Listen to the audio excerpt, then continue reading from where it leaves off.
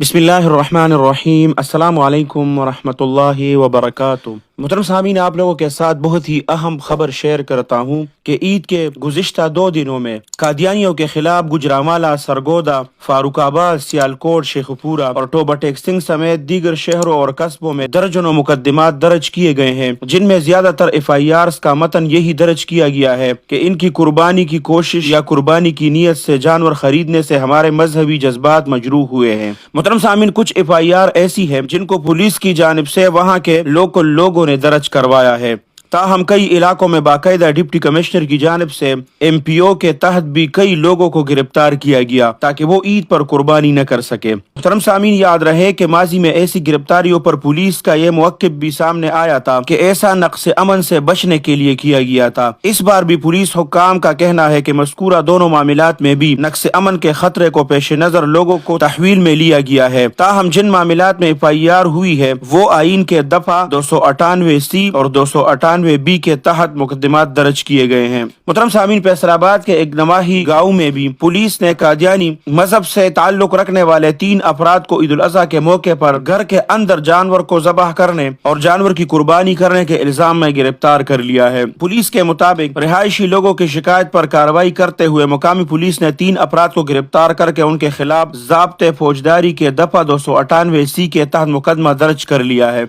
इस कानून के तहत अहमदी बिरादरी और कादियानी और लाहौरी ग्रोह वगैरह उससे ताल्लुक रखने वाले अफराद खुद को मुसलमान नहीं कहला सकते और ना मुसलमानों वाला ऐसा फेल कर सकते हैं जिससे मुसलमानों के मजहबी जज्बात को भड़काया जाए। मुहतरम सामीन, सोशल मीडिया पर बहुत ज्यादा वीडियोस भी वायरल है। आप लोगों को गलतफहमी में लोग मुब्तला करेंगे और कादियानियों से हमदर्दी दिलाएंगे कि देखो ईद के दिन इन लोगों को कुर्बानी करने नहीं दिया गया, इन लोगों को ईद की नमाज पढ़ने नहीं दिया गया। तो याद रख के ये चूंकि मुसलमान नहीं है, इसको ना इन दिनों में कुर्बानी की इजाजत है। दफा 298C और दफा 298B में साफ साफ लिखा गया है कि कुर्बानी के जो 3 दिन है इसमें ये लोग ना जानवर जबाह कर सकते हैं, ना कुर्बानी कर सकते हैं, ना अंदर घर में छुप कर सकते हैं, ना बाहर एलानिया कर सकते हैं, ना कहीं पर इज्तिमा कायम कर सकते हैं, ना कहीं पर कादियानी लोग जमा होके नमाज इकट्ठे पढ़ सकते हैं इन दिनों में। तो बहुत सी गिरफ्तारियां हुई है और इस सूरत में जो पंजाब पुलिस ने गिरफ्तारियां की है हम उसको खिराज तहसीन पेश करते हैं कि इस मौके पर उन्होंने ये कदम उठाया है और इन लोगों को गिरफ्तार किया है और उन लोगों को कुर्बानियों से रोका है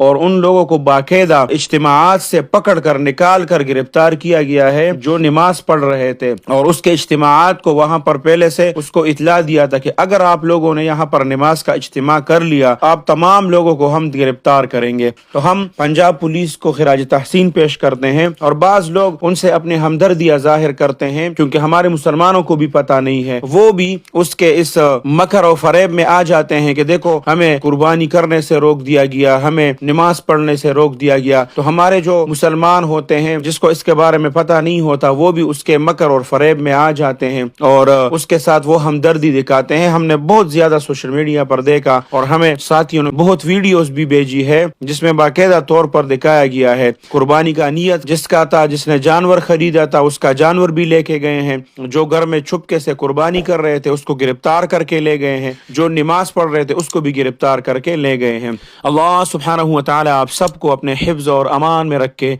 अपने खुसूसी दुआओं में याद रखे। अस्सलामु अलैकुम व रहमतुल्लाहि व बरकातुहू।